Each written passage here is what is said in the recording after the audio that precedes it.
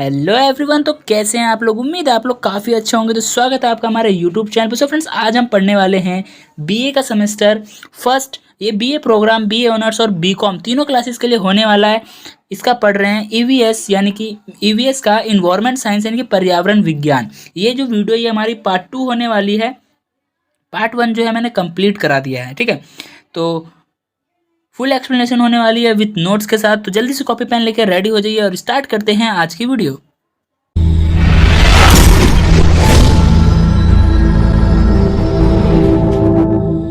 आज के वीडियो में हम पढ़ने वाले हैं अपना वायुमंडल, क्योंकि इससे पहले के जितने भी टॉपिक थे आप लोगों ने अगर नहीं देखा तो पार्ट फर्स्ट में हमने ये सारे टॉपिक जो है क्लियर करा दिए। अगर आपने अभी तक नहीं देखा है तो जल्दी से पार्ट फर्स्ट में जाइए एंड पहले ये वीडियो देखिए। जो पहले जो हमने करा दिया पार्ट फर्स्ट, पहले उसको देखिए, उसके बाद ही आपको आगे बढ़ना चाहिए ताकि आपको ज़्यादा अच्छे और ज़्यादा बेहतर तरीके से समझ में आए। तो आज का जो हमारा टॉपिक रहने वाला है वो रहने वाला वायुमंडल, ठीक है। तो स्टार्ट करते हैं आज हम वायुमंडल को।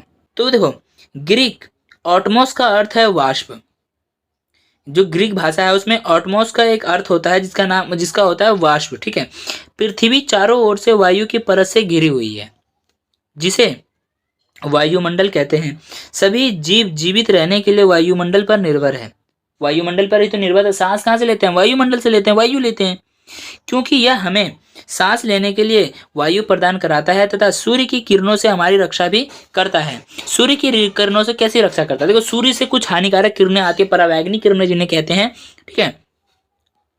वो क्या करती हैं? उनकी हानिकारक जो किरणें आती है ना, वो इन वाष्पों में टकराती है, तो इनकी वजह से क्या होता है? वो छन जाता है। जो सूर्य का जो किरण होती है वो छन जाती है, जिस वजह से क्या है कि हम तक में शुद्ध प्रकाश की किरणें आती है। अगर हानिकारक किरणें यानी परावैंगनी किरणें जैसे आ गई तो स्किन कैंसर, फुंसी, जलाव जैसे हमें क्षति पहुंच सकती है हमारे स्किन को, ठीक है। ऊंचाई के साथ तापमान के परिवर्तन के दर में हर्ट्ज दर कहा जाता है। जो ऊंचाई के साथ यानी ऊंचाई के साथ साथ क्या होता है? तापमान जो होता है ना वो परिवर्तित होता जाता है, जिसको हम क्या कहते हैं? हर्ट्ज दर, यानी कि घटता है, ठीक है। वायु को प्रमुख 4 भागों परतों में बांटा जाता है। जो वायु है उसको प्रमुखतः 4 भागों में बांटा गया है, ठीक है। जहां तापमान घटता है वो नकारात्मक हर्ट्ज दर होता है और जहां पर बढ़ता है वो सकारात्मक हर्ट्ज दर होता है। क्लियर है? हाँ जी, क्लियर है। अब बढ़ते हैं आगे, ठीक है। अब क्या आता है? हमारा क्षोभ मंडल। देखो, जैसे कि मैंने आपको यहाँ बताया कि जो हमारा जो वायु है उसको 4 भागों में बांटा गया है। वो कौन कौन से 4 भाग हैं वो देख लेते हैं। अभी तक हमने अभी तक हमने क्या क्या पढ़ा? सबसे पहले हमने पढ़ा यहाँ पे अपना स्थल मंडल। क्या पढ़ा? स्थल मंडल। उसके बाद हमने क्या पढ़ा? स्थल मंडल के जितने भी प्रकार थे, कोर, मेंटल, भूपर्पटी, ठीक है। इसको कंप्लीट किया। उसके बाद हमने क्या पढ़ा? जल मंडल, यानी कि जल मंडल पढ़ा हमने, ठीक है। जल मंडल को पूरा पढ़ने के बाद इसमें भी हमने बहुत सारी चीजें पढ़ी। उसके बाद हमारा आता है वायुमंडल। क्या आता है? वायुमंडल। तो वायुमंडल को पढ़ने के बाद हमें क्या पता चला? इसको भी कितने भागों में बांटा गया है? इसको भी 4 भागों में बांटा गया है, 4 परतों में बांटा गया है। क्लियर है? तो बात करते हैं पहले परत की, जिसको हम लोग क्या कहते हैं? क्षोभ मंडल, ठीक है। क्षोभ मंडल की ऊंचाई लगभग 12 से 16 किलोमीटर होती है, यानी जहां हम लोग रह रहे हैं इससे 12 से 16 किलोमीटर होती है। मौसम की सभी घटनाएं जैसे वर्षा, कोहरा, ओले गिरना आदि इसी में होती है। किसमें होती है? क्षोभ मंडल में ही होती है। वर्षा, कोहरा और ओले जैसे गिरने इसी के अंतर्गत या इसी के अंदर होती है। क्षोभ मंडल में मौजूद वायु में हम सांस लेते हैं। जो क्षोभ मंडल है इसमें जो मौजूद वायु है उसी में हम सांस लेते हैं, ठीक है। क्षोभ मंडल में, यहाँ पे क्षोभ आएगा, क्षोभ मंडल में नाइट्रोजन 78% या 78%, नाइट्रोजन 78%, ऑक्सीजन 21% अन्य गैसें 1% पाई जाती हैं। क्षोभ मंडल में जैसे जैसे ऊंचाई बढ़ती है तो तापमान कम होता जाता है। जैसे जैसे हम ऊपर जाएंगे वैसे वैसे क्या होगा? तापमान कम होता जाएगा। यानी ऊपर जाते जाते क्या होगी? ठंडी बढ़ती जाएगी। तभी तो पानी नीचे से ऊपर जाके कैसे जम जाता है? ठंडी के कारण ही तो जम जाता है। तभी तो वो बादल बन जाता है, बादल के रूप में फिर नीचे आ जाता है ना। अब देखो, दूसरा आता है हमारा समताप मंडल। क्या कहते हैं? समताप मंडल। क्षोभ मंडल पढ़ लिया, अब जान लेते हैं समताप मंडल, ठीक है। देखो, यह वायुमंडल की दूसरी परत है तथा यह क्षोभ मंडल की समाप्ति के लगभग 50 किलोमीटर की ऊंचाई तक पाई जाती है। यानी कि जहां पर हमारे क्षोभ मंडल खत्म हो जाता है, जैसे कि जैसे कि हम लोग यहाँ निवास कर रहे हैं, ठीक है, मान लेते हैं हम यहाँ निवास कर रहे हैं, यहाँ पे आता है हमारा क्षोभ मंडल, ये जो रेखा दिख रही है आपको, ये वाली रेखा, ये हमारी क्षोभ मंडल, ठीक है। इसके ऊपर जब यहाँ पे आगे खत्म हो गई तो यहाँ से जो स्टार्टअप होगा, किसका स्टार्टअप होगा? समताप मंडल का। किसका स्टार्टअप होगा? समताप मंडल का। क्या कहेंगे इसको? समताप मंडल, ठीक है। यह कितनी होती है? लगभग 50 किलोमीटर तक की ऊंचाई तक पाई जाती है। कितनी? 50 किलोमीटर की ऊंचाई तक, जिसमें कि इसी के अंदर ही क्या हमारे जो वो क्या बोलते हैं उनको, जहाज वगैरह, हेलीकॉप्टर्स वगैरह आते हैं, वो हमारे समताप मंडल के अंदर ही घूमते हैं, ठीक है। हाँ, इसी के अंदर घूमते हैं। देखो, यह वायुमंडल की दूसरी परत है तथा यह क्षोभ मंडल की समाप्ति से लगभग 50 किलोमीटर की ऊंचाई तक पाई जाती है। समताप मंडल में ही वायुयान यानी कि हवाई जहाज, हेलीकॉप्टर्स वगैरह उड़ते हैं। समताप मंडल में ही 20 से 30 किलोमीटर की ऊंचाई पर ओजोन परत पाई जाती है, जो हम ओजोन परत कहते हैं, जो कि हमारी सूर्य की एक मतलब ये एक परत होती है जो क्या करती है, सूर्य की जो हानिकारक किरणें आती है, परावैंगनी किरणें, उनको रोकने का कार्य करती है, जो कि आजकल दिन प्रतिदिन ये क्या होता है, क्षतिग्रस्त होती जा रही है। समताप मंडल में ही 20 से 30 किलोमीटर की ऊंचाई पर क्या पाया जाता है? ओजोन परत पाई जाती है, जो सूर्य की परावैंगनी किरणों से हमारी रक्षा करती है। इतना समझ में आया? हाँ जी, बिल्कुल समझ में आया। अब बढ़ते हैं आगे। ओजोन परत के कारण ही पृथ्वी की सतह पर जीवन संभव है। अगर ओजोन परत ना हो तो क्या होगा? सारी हानिकारक किरणें सूर्य की यहाँ आएंगी और लोग क्या होंगे?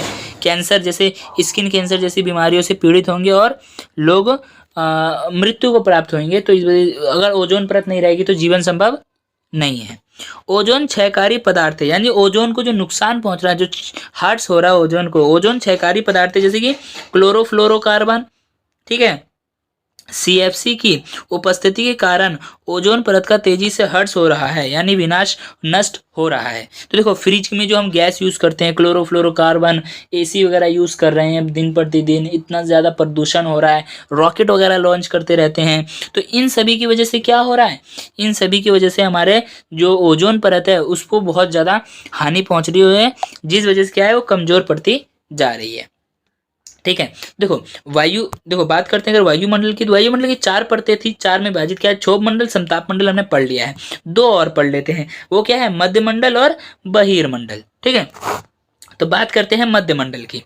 यह वायुमंडल की तीसरी परत है तथा यह, मैं कलर चेंज कर दूं ताकि दिखे आप लोग, है ना। देखो, यह वायुमंडल की तीसरी परत है तथा यह जमीन या जमीन से 50 से 80 किलोमीटर तक की दूरी तक पाई जाती है, ठीक है।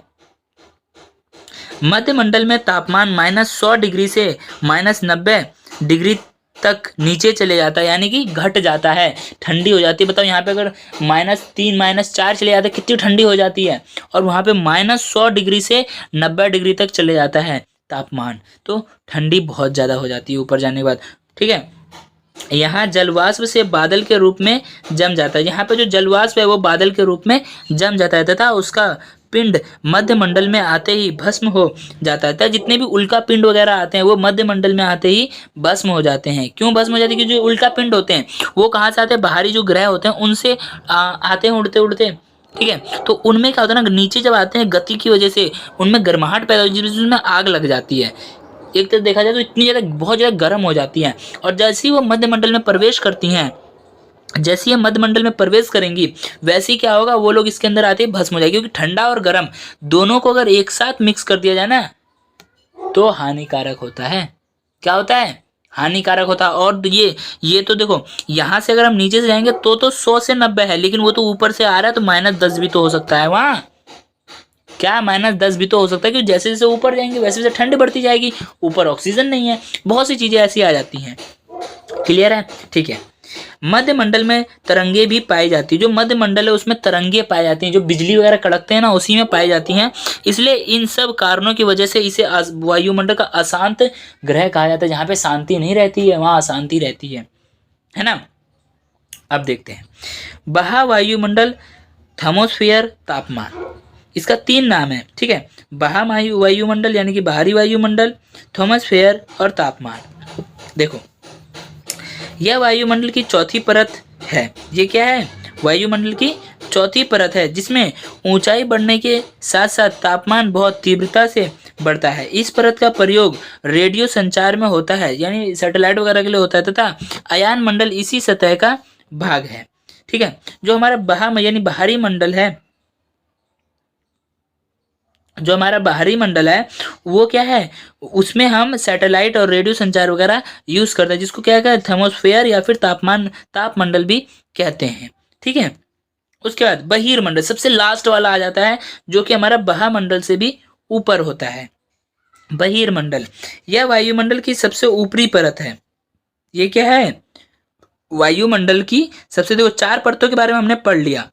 क्या पढ़ लिया, 4 परतों के बारे में पढ़ लिया। सबसे पहले हमने क्या पढ़ा था, सबसे पहले हमने क्या पढ़ा, क्षोभ मंडल। ठीक है, उसके बाद हमने क्या पढ़ा, उसके बाद हमने क्या पढ़ा, उसके बाद हमने पढ़ा था ये समताप मंडल, क्षोभ मंडल, समताप मंडल। उसके बाद हमने क्या पढ़ा, मध्य मंडल, और उसके बाद हमने पढ़ा बाहर मंडल। क्या पढ़ा, हमने क्या पढ़ा, देखो सबसे पहले क्षोभ मंडल, समताप मंडल, मध्य मंडल और बाह्य मंडल, यानी जो सबसे आखिरी मतलब बाह्य मंडल, जिसको जो 4 भागों में बांटा है। अब उसके ऊपर भी एक मंडल है जिसको हम बहिर्मंडल कहते हैं। ठीक है, यह वायुमंडल की सबसे ऊपरी परत है तथा यह वायु की पतली परत होती है। ये क्या होती है, वायु की बहुत ही पतली परत होती है। इस परत में हीलियम तथा हाइड्रोजन जैसी हल्की गैसें तैरती रहती हैं। ठीक है, सैटेलाइट तथा अंतरिक्ष यान इसी मंडल में स्थापित होते हैं। सैटेलाइट वगैरह का जो काम होता है वो इसी यानी कि बहिर्मंडल में ही होता है, पृथ्वी से बाहर। ठीक है, इतना समझ में आया, हाँ जी बिल्कुल समझ में आ गया। अब बढ़ते हैं आगे, जीव मंडल या फिर जैव मंडल। ठीक है, जीव मंडल या जैव मंडल। ग्रीक बायोस का अर्थ है जीवन। ग्रीक भाषा में एक बायोस नाम का शब्द है जिसका अर्थ क्या होता है, जीवन। ठीक है, स्थल मंडल, वायुमंडल तथा जल मंडल का वह क्षेत्र जहां जीवन पाया जाता है उसे जैव मंडल कहते हैं। देखो स्थल मंडल पे कौन निवास कर रहा है, हम लोग। वायुमंडल में कौन निवास कर रहे हैं, बैक्टीरियास। जल मंडल में कौन निवास कर रहा है, व्हेल, मछलियां वगैरह, कछुए वगैरह, है ना। ये जहां जहां जीवन पाया जाता है, जहां जहां जीवन संभव है, उसको क्या कहते हैं, जैव मंडल। समझ में आया। अधिकांश जीव जमीन से कुछ किलोमीटर ऊपर तथा नीचे पाए जाते हैं। जो अधिकांश जीव है वो कहाँ पाए जाते हैं, जमीन पर। कहाँ, जमीन पर। जमीन से कुछ किलोमीटर ऊपर यानी हवा में, या फिर कुछ किलोमीटर नीचे यानी समुद्र वगैरह, नदियों वगैरह में। ठीक है, भूमध्य रेखा और उसके पास सर्वाधिक जैव विविधता पाई जाती है। देखो पृथ्वी का वह भाग जो जीवित प्राणियों एवं पेड़ पौधों के रहने योग्य होता है उसे इकोस्फेयर कहते हैं। यानी कि पृथ्वी का वह भाग जो जीवित प्राणियों के लिए, यानी जो जीवित हैं, जिनके अंदर जान है, जीवित प्राणियों के लिए एवं पेड़ पौधों के रहने योग्य हो, वो उसको क्या कहते हैं, इकोस्फीयर कहते हैं। ठीक है, महासागरों की गहराई में भी जीवन पाया जाता है। जीवन पाया जाता है ना महासागरों के जमाने में, तभी तो हम लोग वहाँ पे किसमें, सबमरीन वगैरह में रहते हैं। मछलियाँ वगैरह, चलो सबमरीन में तो चलो हम बाहर से ऑक्सीजन ले लेते हैं। मछलियाँ वगैरह, वेल वगैरह, जो कुछ छोटी मछलियाँ जैसे वेल है वो बाहर आके ले लेती है, लेकिन जमीन के अंदर और भी तो बहुत सारी ऐसी चीज़ें हैं जो रह रहे हैं, जो बाहर नहीं आते हैं। तो अंदर आखिर जीवन है तभी तो रह रहे हैं, है ना। ठीक है, इतना समझ में आया, हाँ जी समझ में आया। अब बात करते हैं पर्यावरण शिक्षा। क्या, पर्यावरण शिक्षा, यानी कि हम पर्यावरण विज्ञान को पढ़ क्यों रहे हैं यार, आप समझ आओ यार, पढ़ क्यों रहे हैं इसे, क्यों पढ़ रहे हैं वो जान लेते हैं। ठीक है, देखो 20वीं शताब्दी के उत्तरार्ध में लोगों को पर्यावरण के प्रति जागरूक बनाने के लिए वैश्विक चिंता उठाई गई। यानी 20वीं सदी के उत्तरार्ध यानी मतलब बीच में ऐसी एक पर्यावरण के प्रति लोगों के मन में मतलब लोगों को जागरूक करना पर्यावरण के प्रति, तो इसीलिए उन्होंने क्या किया, वैश्विक चिंता उठाई, यानी विश्व स्तर पर चिंता उठाई कि यार पर्यावरण का बहुत ज़्यादा हर्ष हो रहा है, बहुत ज़्यादा प्रदूषण हो रहा है, इस वजह से चिंता उठाई 20वीं शताब्दी के उत्तरार्ध में। ठीक है, जब पर्यावरण शिक्षा के लिए अलग अलग पाठशाला तैयार करने लगे, तब जब चिंता उठाई तो क्या क्या, पर्यावरण शिक्षा, पर्यावरण के बारे में लोगों के मन में जागरूकता, प्रेम भाव देने के लिए क्या क्या अलग अलग पाठशालाएं या पाठ्यक्रम तैयार करने लगे। पाठ्यक्रम यानी जो हम पढ़ते हैं, और एक स्वतंत्र और बहुविषयक अनुशासन स्थापित करने की सिफारिश की गई थी, जिसे आमतौर पर पर्यावरण विज्ञान या अध्ययन कहा जाता है। पर्यावरण विज्ञान या पर्यावरण अध्ययन कहा जाता है। ठीक है, अब पर देख लेते हैं पर्यावरण अध्ययन के उद्देश्य। पर्यावरण अध्ययन, हम इस पर्यावरण अध्ययन के क्या उद्देश्य है उसको देख लेते हैं। ठीक है, लोगों में पर्यावरण समस्याओं के बारे में जागरूकता पैदा करना, यानी जो आज लोग अपने उद्योग रहने के लिए पेड़ वगैरह काटते जा रहे हैं, उनके मन में क्या था, पर्यावरण के प्रति क्या है, उनको पर्यावरण के प्रति जो समस्याएं उत्पन्न हो रही हैं उनके बारे में उन्हें जागरूक करने के लिए। नदी में जैसे देख रहे हैं आप लोग, पीने योग्य पानी नहीं है, और नदी में देखो ये जो हमारी कुछ नदियां हैं, यमुना, गंगा, ये क्या है, बहुत ज़्यादा गंदी हो चुकी है, प्रदूषित हो चुकी है, जहाँ पानी पीना तो दूर, उसके पास जाओ तो स्मेल आती है, आ रही है ना। तो इन सभी की वजह से क्या हुआ, पर्यावरण के प्रति जागरूकता फैलाई। ठीक है, पर्यावरण और इससे जुड़ी समस्याओं के बारे में बुनियादी जानकारी देना तथा पर्यावरण के प्रति चिंता का दृष्टिकोण विकसित करना। यानी कि पर्यावरण अध्ययन को पढ़ाने का मेन मोटिव ये था कि लोगों के मन में जो समस्याएं जो बढ़ रही है ना, इसके बारे में लोगों को पता तो चले और उसके बारे में बुनियादी जानकारी दी कि पर्यावरण के बारे में कैसे समस्या हो रही है और कैसे कैसे इनसे निपटारा किया जा सकता है। ठीक है, उनके मन में क्या क्या, एक विकास, उसके प्रति एक चिंता का दृष्टिकोण विकसित करना चाहा उन्होंने। ठीक है, ये किसका लक्ष्य, किसका उद्देश्य है, पर्यावरण अध्ययन का। ठीक है, जनता को पर्यावरण संरक्षण और पर्यावरण सुधार में भाग लेने के लिए प्रेरित किया गया। जो हमारी जनता है, जो हमारे आम लोग हैं, आम नागरिक हैं, वो लोग क्या कर रहे हैं, पर्यावरण संरक्षण है, पर्यावरण को बचाने के लिए, पर्यावरण सुधार में भाग लेने के लिए उन्हें क्या क्या किया, प्रेरित किया गया, यानी उनको मोटिवेट किया गया और वो इसमें जुड़े। पर्यावरण समस्या की पहचान करने और उनके हल निकालने में मदद करना, पर्यावरण से जितनी भी समस्याएं हो रही हैं उनको पहचानना और उनके हल निकालना। यानी कि नदी का पानी गंदा हो रहा है, उसको साफ कैसे कर सकते हैं, वायु बहुत ज़्यादा प्रदूषित हो रहा है, ध्वनि प्रदूषण हो रहा है, उसको कैसे कर सकते हैं, उन सभी का हल निकालना। ठीक है, जॉर्जिया में 1977 में पर्यावरण शिक्षा पर पहले सरकारी सम्मेलन आयोजित किया गया था। जॉर्जिया जो है, जॉर्जिया में सबसे पहला पर्यावरण शिक्षा सम्मेलन जो था वो आयोजित किया गया था। ठीक है, 1977 में, कहाँ पर, जॉर्जिया में। कौन सा सम्मेलन, सरकारी सम्मेलन आयोजित किया गया था। ठीक है, अब बात करते हैं पर्यावरण विज्ञान और पर्यावरण अध्ययन के बीच अंतर, कि जो हमारे पर्यावरण विज्ञान है इसमें और पर्यावरण अध्ययन में अंतर क्या है। ठीक है, तो बात करते हैं सबसे पहले पर्यावरण अध्ययन की। पर्यावरण अध्ययन एक बहुविषयक विषय है, यानी बहुत बड़ा विषय है, जो पर्यावरण के विभिन्न आयाम, वैज्ञानिक, सामाजिक, राजनीतिक, सांस्कृतिक, देखो जो हमारा पर्यावरण के विभिन्न आयाम, वैज्ञानिक, सामाजिक, सांस्कृतिक, आर्थिक, रासायनिक आदि का अध्ययन कराता है। इसके मुद्दे और चुनौतियां और ठोस समाधानों का समग्र रूप से अध्ययन कराता है। यह सूक्ष्म और स्थूल यानी बड़े स्तर पर मानव पर्यावरण संपर्क और इसके परिणाम का अध्ययन भी हमें कराता है।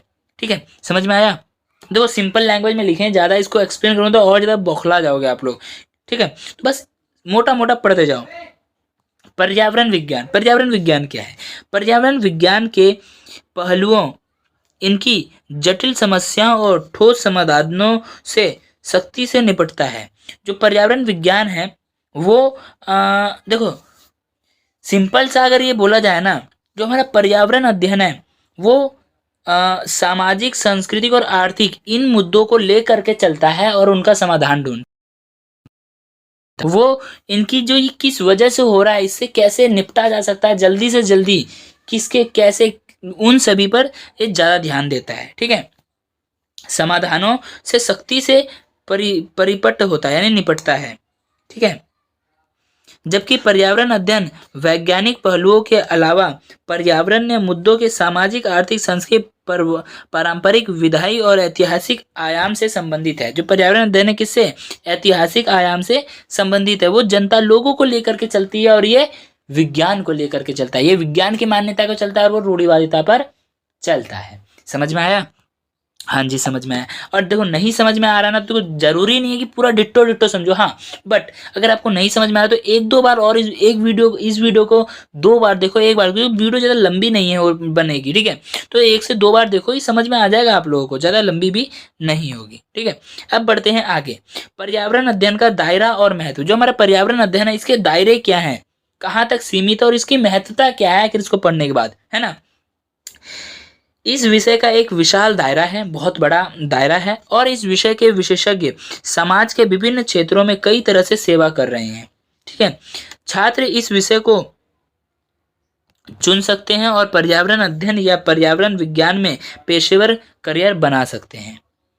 इसमें महत्वता है। तो देखो, इसमें देखो, अब हमारा दायरा देखो क्या है, हम एक शिक्षकविद यानी कि एक बहुत अच्छे शिक्षक बन सकते हैं, विद्वान बन सकते हैं, ठीक है, पर्यावरण के विद्वान, ठीक है।